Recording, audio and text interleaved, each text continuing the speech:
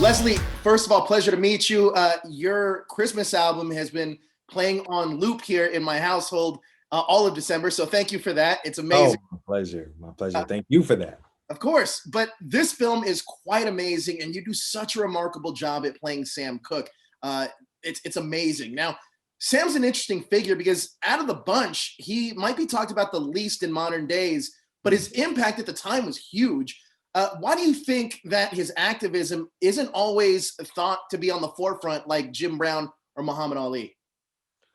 Well, because Sam didn't, even in our film, it takes quite a bit of pressing from Malcolm before he lays out his accomplishments in that way. He was a singer first and foremost. That's what he wanted to do. He wasn't trying to be an activist. But if you pressed him, he would. He did have a strong list of accomplishments, namely being uh, the owner of all. He owned his masters. He owned his own label. This predates Motown and Berry Gordy. What Berry Gordy did. Sam was getting the gospel artists that he'd come up with. That's the other thing. He wasn't going out, and of course there were new singers that he found, but his bread and butter was going back to the people that he came up with. And he said, we can put out some records. Let's write some records. Let's get you some dough. Let's get you some bread. He was like the Godfather, man, and to the Black people that he came up with in the South Side of Chicago, he made a difference.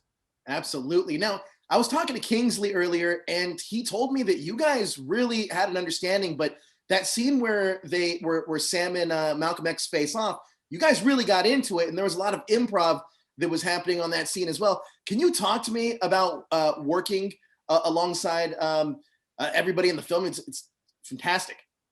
I mean, Kingsley was just so extraordinary.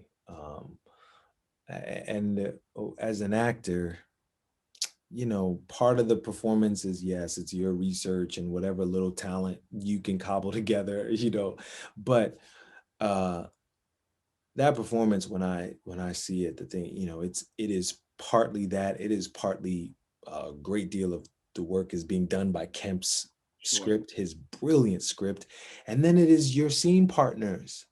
It was a little sacred little circle that we created. It was holy ground in that room, and we told as much truth as we could, and we went at each other, and it was tense and intense for a couple of weeks while we shot those scenes, but we knew it was worth it. We knew that it was a small sacrifice to make to honor the lives of these men.